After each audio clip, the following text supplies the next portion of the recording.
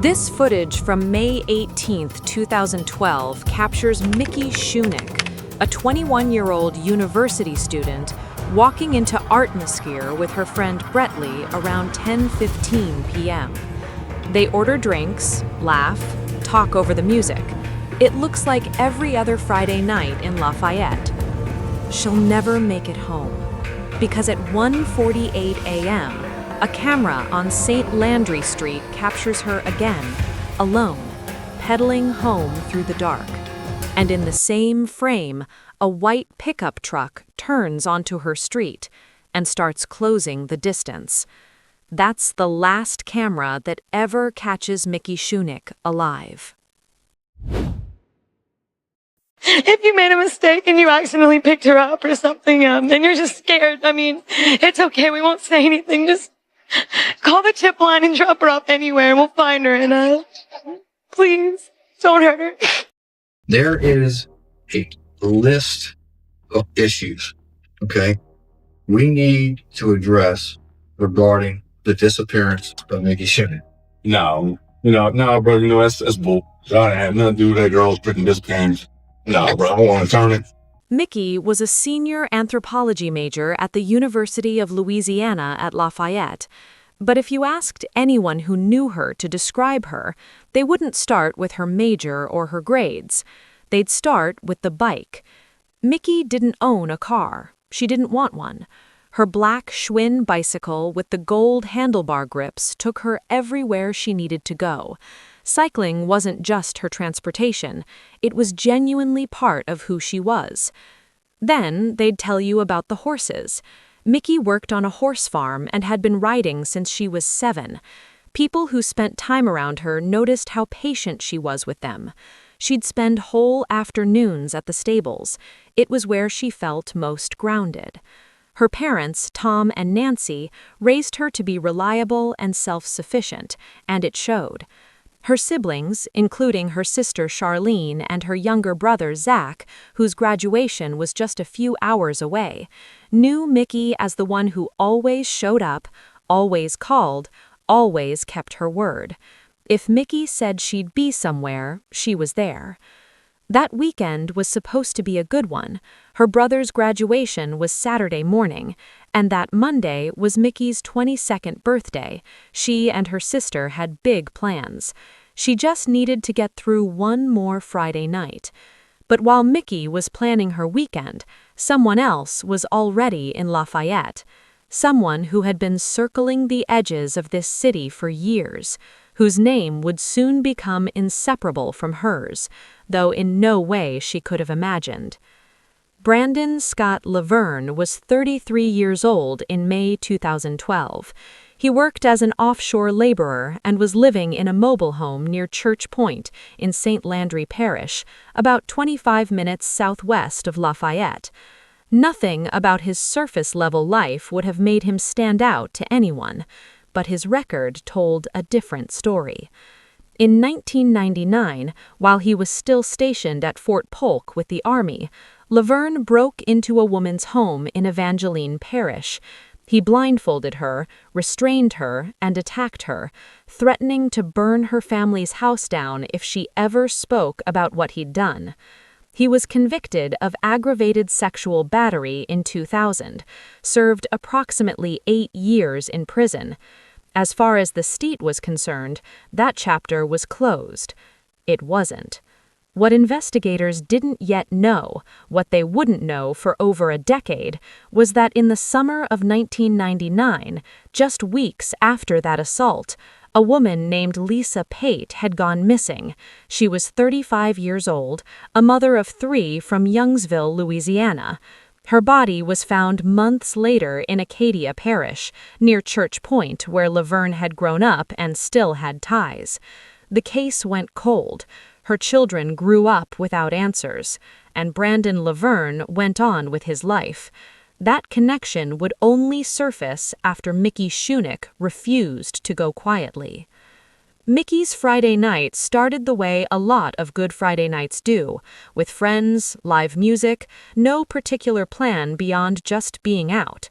She and her friend Bretley arrived at Artmosphere, a popular music venue in downtown Lafayette, around 10:15 p.m. They stayed for a couple of hours, had drinks, enjoyed the show. Later, Mickey and Bretley cycled back to a house on Ryan Street. They were hungry, so they grabbed Bretley's car and hit the Taco Bell drive-thru.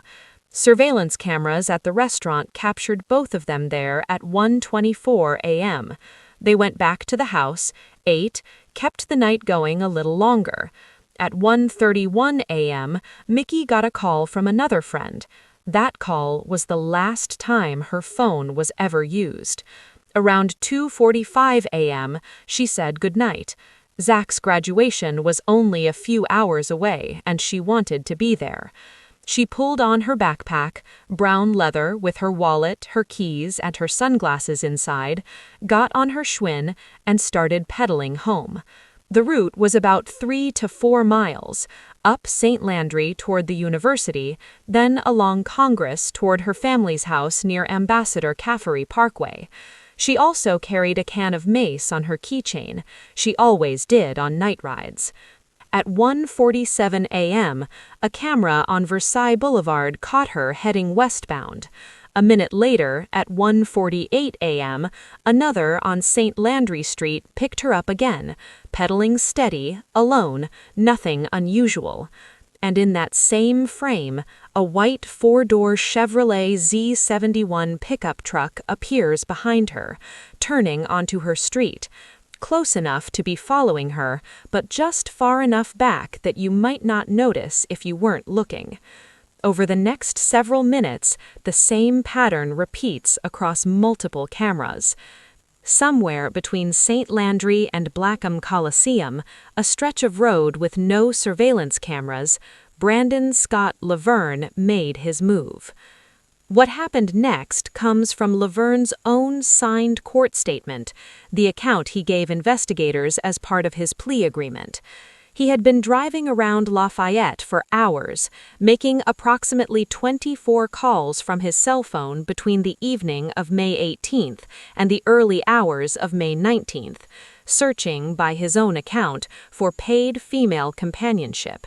He got nowhere. When he spotted Mickey cycling alone on a dark stretch of road, he followed her.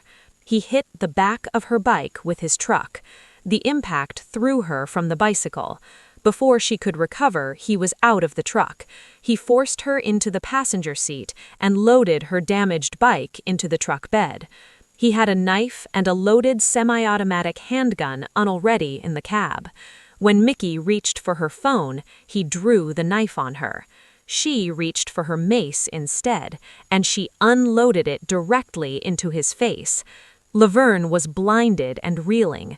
In that window, as he struggled to get the mace away from her, Mickey grabbed the knife. She struck him multiple times. She went for his hands and arms as he tried to wrestle the weapon back. The wounds were so grievous that court documents described them as life-threatening. The inside of that truck told the whole story of what Mickey had done to him. Eventually, he got the knife back. He was bigger and stronger and now cornered, and he used all of it. He turned the knife on her. She was struck multiple times. Then he checked for a pulse and found nothing. He believed she was dead. He drove out into North Acadia Parish to a remote stretch of cane field where he planned to bury her. He stopped and got out of the truck. Then Mickey Shunick suddenly opened her eyes. She grabbed the knife and lunged at him, striking him in the chest. Lavergne reached for his gun and fired. She was gone. He then drove back to his house with Mickey still in the passenger seat. He took his clothes off before he even walked inside, cleaned himself up, and went back out to scrub the truck as best he could, burning everything that had blood on it along the tree line near his property. A moment later, he drove out to a remote area in Evangeline Parish, near an old cemetery off a back road. He intended to bury her there. But the wound in his chest and the grievous lacerations Mickey had carved in his hand had taken too much out of him. He couldn't dig. so he covered her with branches and debris and left her there, then drove back to his home. The following day, he headed east. Somewhere along the way, he realized her bicycle was still in the truck bed. He pulled off at Whiskey Bay, about 25 miles outside Lafayette, and threw it off a bridge into the water below. From there, it was straight to a friend's house in the New Orleans area. The handgun was gone, the knife was dumped in a nearby dumpster. His friend drove him to a hospital where he sat across from deputies and told them he'd been robbed at a gas station. When they pressed him for details, the story fell apart completely. He returned to Lafayette the following day and went back to where he'd left Mickey and buried her properly this time. He had done everything he could think of to erase what happened that night. It wasn't going to be enough. By Saturday morning, Tom and Nancy Shunick sat through Zach's graduation. Mickey's seat was empty. She hadn't answered her phone, she hadn't responded to texts. By late afternoon, the silence had gone on long enough that the family, knowing Mickey, knowing how she operated, was no longer looking for simple explanations. Something was wrong. At 6:30 p.m. on May 19th, they reported her missing to the Lafayette Police Department. Mickey's friends didn't wait for an organized effort. They went out that same night, retracing her bike route on foot, calling her name, checking every alley and side street along the way.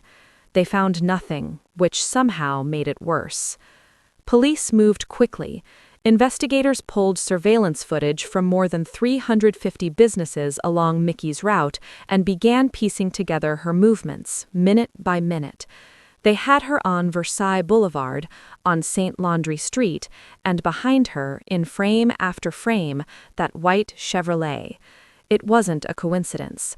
Whoever was behind the wheel had been tracking her deliberately. Then, on May 26th, fishermen near Whiskey Bay spotted something beneath a bridge.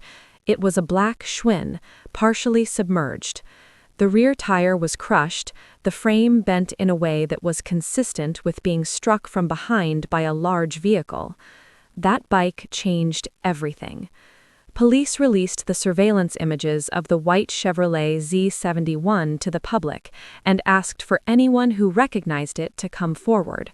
Within days, the call they'd been waiting for came in. A white 2011 Chevrolet Silverado Z71 had been reported stolen and found burned in San Jacinto County, Texas. When investigators ran the VIN, it came back registered to Brandon Scott Lavergne, a registered sex offender from the Church Point area of Louisiana. They started pulling on every thread they could find. Hospital records showed that Lavergne had checked himself into a hospital in Jefferson Parish, in Metairie, with severe wounds. The damage to his hand was extensive. Deep cuts that left him barely able to use it, with one finger nearly lost entirely. He had a wound on his chest. His story to the deputies who interviewed him? He'd been attacked at a gas station somewhere in the New Orleans area. But when they pressed him for details, a street, a description of his attacker, anything that could be verified, the story fell apart. He couldn't give them a single concrete detail. Deputies noted his evasiveness, documented everything, and the investigation into his alleged mugging went nowhere because there was nothing to investigate. Mickey fought back hard enough to leave Lavergne with injuries serious enough that he sought medical treatment, and that visit created a documented record investigators could follow. Shortly after Mickey disappeared, Lavergne went to a Lafayette dealership called Don's Wholesale, looking for another white Chevrolet Z71, telling staff his truck had been stolen. Employees later told investigators they remembered him, the bandaged arm, the cut finger, and the way he appeared to be hiding the sex offender wording on his driver's license. One worker said the whole encounter freaked her out. Investigators later said they found texts in which he offered a DMV official $500 for a license without the sex offender notification. Then came the letter. During a search of Lavergne's property, investigators found an envelope addressed to a bail bondsman.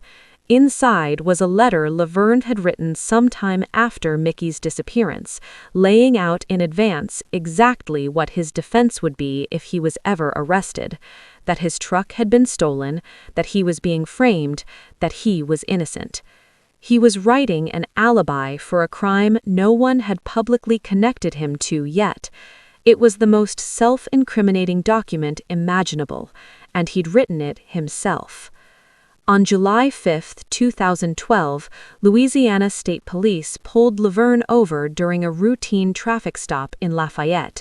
He had altered his driver's license and was driving on a warrant for failure to properly register.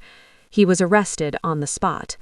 Once in custody, Lafayette police added the charges that actually mattered: first-degree murder and aggravated kidnapping in connection with Mickey Shunick's disappearance.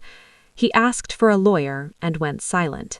The problem was the evidence didn't need him to talk.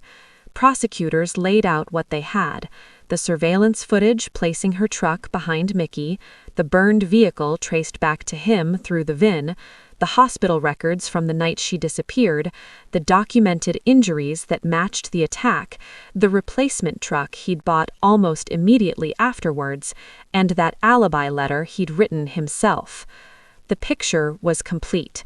They announced they would seek the death penalty. Lavergne's attorneys looked at what was in front of them and understood the math. There was no realistic path to acquittal. Every angle of defense led back to the same place. Negotiations began. What prosecutors wanted above all else was to find Mickey. Her family had been living in a suspended kind of grief for weeks, unable to grieve fully, unable to bury her, unable to have the goodbye they deserved. Bringing her home mattered more than anything in that courtroom. Facing the death penalty with nothing left to bargain with, Lavergne agreed to cooperate. As part of the deal, he was required to show investigators where Mickey was buried and to reenact with police everything that happened that night. Small community cemetery. It's completely surrounded by trees. But it has a field adjacent to it. All the way back to the cemetery. It's all the way to the right corner. You have like some really, really old graves and stuff from probably 100 years ago or whatever. You go into the woods right there. You go maybe 75 feet into the woods and stuff, and she's buried right there. On August 7, 2012, investigators were led to a remote stretch of property in rural Evangeline Parish, near a small cemetery off a back road between Highway 10 and Highway 13. 2 days later, on August 9th, they confirmed what her family had already braced themselves to hear. It was Mickey. But Lavergne still had one more confession to make. On August 17, 2012, Brandon Lavergne walked into the Lafayette Parish District Courthouse stone-faced, ignoring the reporters who shouted questions at him as he was escorted inside. He had arrived for what was scheduled as an evidentiary hearing. While he was there, he changed his plea. He pleaded guilty to 2 counts of first-degree murder. The first was Mickey Shunick. The second was Lisa Pate, the mother of 3 whose death had gone unsolved since 1999. Lavergne had been looked at as a suspect at the time. Investigators questioned him about her while he was already behind bars years later. He wouldn't confirm or deny anything. Without a confession, they couldn't build a case. Now they had one. In his signed court statement, Lavergne described what had happened to Lisa Pate. The two had met in Lafayette in June of 1999. He persuaded her to travel with him, and they spent several days together. When Pate said she wanted to go home to her children, Lavergne refused to let her leave. She tried to steal his keys while he slept. He woke up, overpowered her, and killed her. He covered her body with wooden boards in a field behind a former acquaintance's property near Church Point, where it was found in September of that year. As part of the plea agreement, prosecutors agreed not to seek the death penalty. Brandon Lavergne was sentenced to 2 consecutive life terms at Louisiana State Penitentiary in Angola, with no possibility of parole. Before sentencing, Mickey's sister Charlene released a statement. "My sister, Mickey Shunick, was a warrior. If it wasn't for her, our community never would have been able to bring down a dangerous man that harmed multiple people. She was right. The fight Mickey put up forced him into a hospital, generated records investigators could trace, and created a chain of evidence that led directly to his door. She didn't just survive long enough to leave a clue. She built the case that convicted him. She solved her own murder, and in doing so gave Lisa Pate's children the truth they had been owed since 1999. In July 2015, the Lafayette City Parish Council voted unanimously to establish the Mickey Shunick Memorial Bike Loop, a 7.8-mile network of connected lanes and paths running through the heart of the city she cycled every day of her adult life. Along that route, on St. Landry Street, there is a ghost bike. It's painted white and locked to a post at the spot where surveillance cameras last caught Mickey alive. People leave flowers. It doesn't get taken down. Every year, riders show up for the Memorial Loop ride. Families, students, people who never knew Mickey but know her story. Lavergne has spent years inside Angola filing appeal after appeal, blaming the system, blaming the deal, blaming everyone but himself. The courts turned him away, again and again. In 2018, he tried to escape. He didn't make it past the fence. Mickey Shunick was 2 days from turning 22 when she died. She did everything right that night, and she still didn't make it home. But she fought back, and that fight mattered. Lafayette will never forget her, and neither should we.